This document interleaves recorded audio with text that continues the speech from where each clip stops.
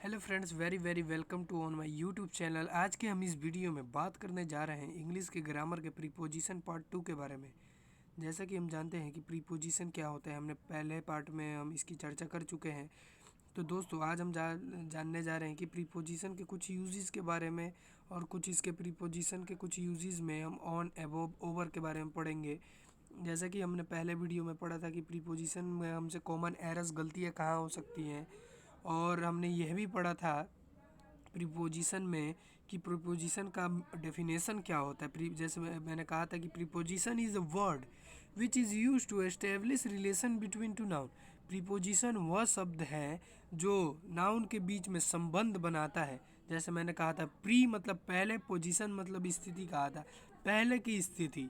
जैसे मैंने कहा था, इसका मीनिंग बताया था। तो चलिए दोस्तों, हम बिना किसी देर किए हुए इस वीडियो को स्टार्ट करते हैं। Let's begin. तो देखते हैं, और आज हम दोस्तों ऑन, अबव एंड ओवर का यूजेस पढ़ेंगे। तो इनका यूजेस आखिर कहाँ कहाँ होता है। तो देखिए, आप कोई भी पेपर में जाइए, चाहे आप सेकंड टू ट्वेल्थ में हो, चाहे कोई भी पेपर में हो, ये इंपॉर्टेंट है। Preposition is the most important to any field. Preposition बहुत इंपॉर्टेंट है, आप कोई भी फील्ड में, कोई भी क्षेत्र में। तो देखिए, आज हम पढ़ रहे हैं, पहले ऑन से शुरुआत करते हैं। ऑन क्या होता है, ठीक है। ऑन मतलब जानते हैं आप, पर जब कोई वस्तु किसी वस्तु के सरफेस से टच हो। जैसे एक टेबल है, ये जो लाइन समझिए, ये वाला लाइन, ये मैं हम इसकी बात कर रहे हैं ऑन की। आप समझिए एक लाइन है, तो लाइन के ऊपर ये जो गोल गोल सा दिख रहा है वो बॉल समझिए। तो एक टेबल है और उसके ऊपर मैंने बॉल रख रखा है, तो टेबल और बॉल दोनों चिपके हुए हैं, मतलब उनमें थोड़ा सा भी गैप नहीं है। तो ये गैप नहीं है, तो हम इसके लिए गैप नहीं है तो हम इसके लिए ऑन का प्रयोग करते हैं। जब किसी वस्तु के ऊपर वस्तु हो और उस वस्तु के बीच में गैप ना हो, तो हम ऑन का प्रयोग करते हैं। जैसे आप सपोज कीजिए, जैसे टेबल है, टेबल के ऊपर किताब रखी रहती है, तो टेबल और किताब के बीच में कोई गैप नहीं है, मतलब कोई अंतर नहीं है, मतलब उसके बीच में कोई गैप, खाली जगह नहीं है। तो इसमें हम ऑन का यूज़ करते हैं। आप ये याद रखिए, अगर कोई वस्तु के ऊपर वस्तु और वो वस्तु टच कर रही है उस सरफेस से, उस समतल से, तो आप उधर ऑन का प्रयोग करेंगे। ओके दोस्तों, आप ये समझ गए होंगे कि ऑन का प्रयोग अच्छी तरीके से, बड़ी अच्छी तरीके से समझे होंगे। अब चलिए अबव का प्रयोग देखते हैं। अबव का प्रयोग कब होता है, जब कोई वस्तु है और उसके ऊपर कोई वस्तु है और उस वस्तु के बीच में गैप हो। जैसे एग्जाम्पल के तौर पर मैं बताता हूँ, जैसे ये समझिए टेबल है और ये पंखा है, ठीक है। और टेबल और पंखा के बीच गैप है या नहीं, जाहिर सी बात है, गैप दिख रही है बीच में, खाली खाली स्थान, ठीक है। तो इस खाली स्थान के लिए हम अबव का प्रयोग करते हैं। जैसे समझिए, जैसे हम है, जैसे आप जानते हैं कि जैसे हम है और हमारे ऊपर सर पे पंखा है, तो ये नहीं ना है कि सर पे हमारे ऊपर पंखा यूँ घसीट के चलता है, शरीर पे लगता रहता है पंखा, ऐसा नहीं है ना। पंखा और हमारे बीच में गैप है, थोड़ा डिस्टेंस है। तो इसी डिस्टेंस के गैप के लिए हम अबव का प्रयोग करते हैं। तो आप अबव का भी बड़ी अच्छी तरीके से यूज़ समझ गए होंगे। तो चलिए अब ओवर का प्रयोग जानते हैं। जो ओवर है, ओवर में देखिए, जैसे ये गोल गोल सा एक चीज़ देख रहा है इधर, जहाँ पे मैंने अभी टैप करा, तो गोल सा चीज़ है। तो आप देख सकते हैं इधर छत है, ऊपर ये रहा छत और ये दो दीवारें हैं। मतलब कोई वस्तु हो और उसको कम से कम 2 या 3 जगह से घिरे हुए हो, कम से कम 2 से 4 जगह या 3 जगह, तो उसके लिए हम ओवर का प्रयोग करते हैं। जैसे सपोज कीजिए कि आप घर में हैं, तो घर में तो आपके चारों तरफ दीवारें हैं या 2 तरफ दीवारें हैं, तो उस चारों और 2 तरफ की दीवारों के लिए हम ओवर का प्रयोग करेंगे। ये मोस्ट इम्पोर्टेंट पॉइंट है। और चलिए अब हम दोस्तों अब एक और एग्जांपल लेते हैं। जैसे तो दोस्तों आप देख सकते हैं, मैंने एक पुल का एग्जांपल लिया है जहाँ से नदी होकर गुजर रही है। मैंने इधर पुल का निर्माण कर रखा है। आप देख सकते हैं कि इधर एक पिलर लगा हुआ है, इधर एक पिलर लगा हुआ है, और ऊपर से पुल है, और इधर नदी जा रही है, नदी का प्रवाह हो रहा है, नदी फ्लो में बह जा रही है। तो ये जो नदी है वो कम से कम 2 तरफ से घिरी हुई है, एक तरफ उधर वाला पिलर ये वाला, और एक तरफ इधर वाला पिलर, तो दोनों को मिलाकर तो हम इधर ओवर का प्रयोग करते हैं। तो दोस्तों आपको अब बड़ी अच्छी तरीके से समझ में आ गया होगा ऑन, अबव एंड ओवर का प्रयोग। और भी इनके कुछ और भी एडवांस प्रयोग के बारे में पढ़ते हैं। तो एग्जाम्पल में हम पहले एग्जाम्पल द्वारा इनको समझ लेते हैं। There is a cap dash his head. तो मतलब there is a cap dash his head, तो मतलब कैप हमारे सर के ऊपर है। तो कैप जब हमारे सर के ऊपर है तो वो हमसे टच में है, दोस्तों ये ऐसा नहीं है ना कि कैप ऊपर हवा में लटका हुआ है और हमारा सर इधर है, ऐसा नहीं है ना।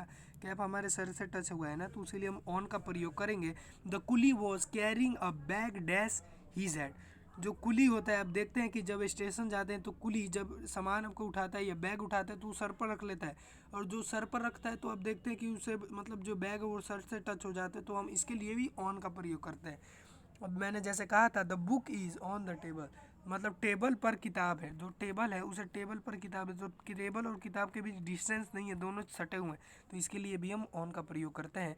The fan is dash above he us. Fan हमारे ऊपर है, तो फ़ैन हमारे ऊपर है, तो मैंने जैसे कहा था कि फ़ैन और हमारे बीच में गैप है, तो इधर हम अबव का प्रयोग करेंगे। तो अब देखा हमने इधर अबव का प्रयोग कर रखा है। तो दोस्तों आपको इससे बड़ी अच्छी तरीके से समझ में आ रहा होगा। अगर वीडियो आपको ये अच्छी लग रही है तो लाइक एंड सब्सक्राइब करिएगा और ज़्यादा से ज़्यादा सब्सक्राइब करने की कोशिश करिए। चलिए ऑन अबव एंड ओवर। अब एग्जाम्पल देखते हैं। एग्जाम्पल है इधर। फर्स्ट एग्जाम्पल अच्छे तरह से नहीं हो पाया तो मैंने दूसरे पेज में लिख। तो फर्स्ट एग्जाम्पल है I will come in Monday, I will come at Monday, I will come on Monday. तो इसमें है कि आई विल कम इन मंडे, तो मैं मंडे के अंदर आऊँगा।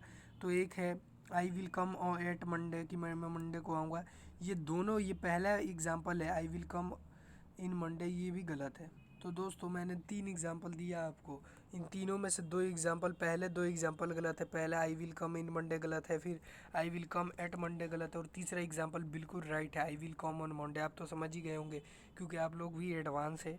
ये समझ गए होंगे कि ऑन की बात चल रही है तो हम ऑन ही के ऊपर डिस्कस करने जा रहे हैं। I will come on Monday concept पढ़ते हैं। On is used before name of day and date. On का यूज़ डे एंड डेट के लिए करा जाता है। ऑन का यूज़ डे एंड डेट के लिए करा जाता है। ठीक है दोस्तों, जैसे मैंने इधर एग्जांपल दिया, आई will come on Monday, I will come on Thursday, I will come on any day. ठीक है, कोई भी दिन एग्जांपल में है। अब एग्जांपल द्वारा आप समझ, I am free dash Sunday, I am free on Sunday. मैं फ्री, संडे को फ्री हूँ, तो इधर दिन का नाम लिया गया, डे का नाम लिया गया, तो उनका प्रयोग होना ही होना था। और कॉन्सेप्ट नंबर 2 पढ़ते example, you should go to the station on time. ठीक है, you should go the station on the time. ठीक है, ये पहला एग्जांपल है। और दूसरा है you should go the station in the time, you should go the station in the time. तीसरा एग्जांपल है you should go the station in time, you should go the station in time. तो मैंने आपको 3 examples दिए कुछ। पहला example था you should go the station on the time.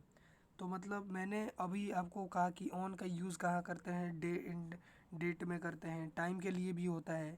मैंने कहा था टाइम बताने के लिए। तो आप कहेंगे कि ऑन टाइम और इन टाइम इसमें आया है। इन टाइम आया इधर, जैसे इधर था you should go the station in time, और ये था, और एक था ऑन टाइम। तो इसमें जब ऑन का प्रयोग टाइम में भी होता है तो इसमें टाइम में कहाँ से गलती हो गई हमें, अभी इधर कंट्राडिक्शन हो गया। तो अब मैं इसको सॉल्व करता हूँ आपके कंट्राडिक्शन को।